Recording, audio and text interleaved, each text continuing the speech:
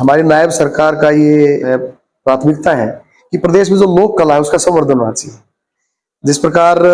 हम यहाँ पे समय समय पे सूरजकुंड मेला, गीता जयंती के साथ साथ अनेकों प्रोग्राम करते रहते हैं, तो उसमें लोक कलाकारों की विशेष महत्व है हमारे यहाँ। और जिस तरह से हमारे केंद्रीय मंत्री और पूर्व में हमारे मुख्यमंत्री रहे आदरणीय मनोहर लाल जी ने हमारे जो महान सांगी थे उनके नाम पे 1-1 लाख का या इनाम घोषित किए कि उनके नाम से अवार्ड जो है वो रखे जाएंगे। जैसे अब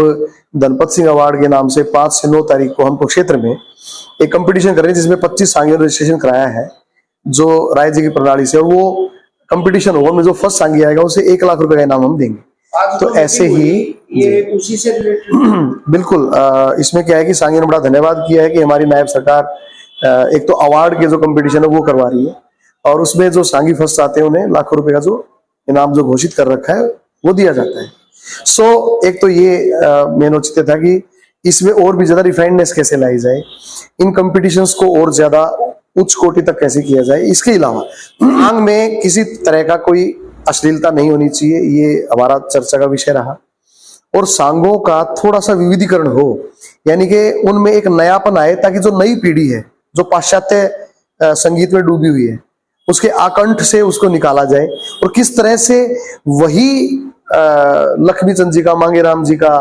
धनपत सिंह जी का, बाजे भगत जी का या जाटमेर सिंह का जो जमाना था उसको हम कैसे वापस लाएं। जो विधा लुप्त होती है, जो लुप्त प्राय जो हमारी सांग विधा है उसको हम किस तरह से निखार सकते हैं, वो सांगियों से हमने विचार विमर्श किया और मैंने खुद वो सारे पॉइंट्स नोट किए हैं। और इसमें सांगियों के मानदेय में बढ़ोतरी का जो विषय आया तो उसमें भी हमने ये अनुमोदन स्वीकार किया उनका कि उनकी बढ़ोतरी भी की जाएगी। कितने सांगी हैं जिनको सरकार मानदेय दे रही है? मेरे ख्याल से तो अगर काउंट किए जाए तो कम से कम 30-40 बेड़ेबंद की बात हो रही है। जो सांग से जुड़े तो सैकड़ों कलाकार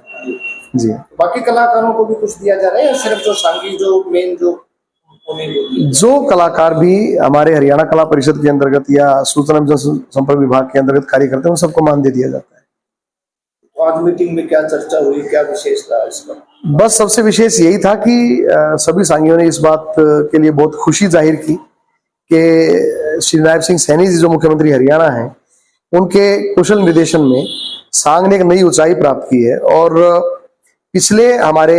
लगभग 11 साल कंप्लीट हो चुके हैं, 12वां साल चल रहा है सरकार का। तो पिछले 11-12 साल में जिस तरह से हमने हजारों सांग किए पूरे प्रदेश में, जिस तरह लोक कला को एक नया आयाम मिला, चाहे वो गीता जयंती में हम हजारों कलाकारों को बुलाते हैं जो लोक कला से संबंधित होते हैं, और जिस तरह से हरियाणवी की खुशबू आज 7 समंदर पार विदेशों तक पहुंची है, तो उसके लिए सबने बड़ी संतुष्टता जाहिर की और उन्होंने हमें आशीर्वाद भी दिया। बड़े सीनियर सांगी थे, हमारे सत्य फरमानिया जी भी उपस्थित थे, माननीय पंडित लक्ष्मी चंद जी के पोते विष्णुदत्त जी जो हैं उनका आशीर्वाद,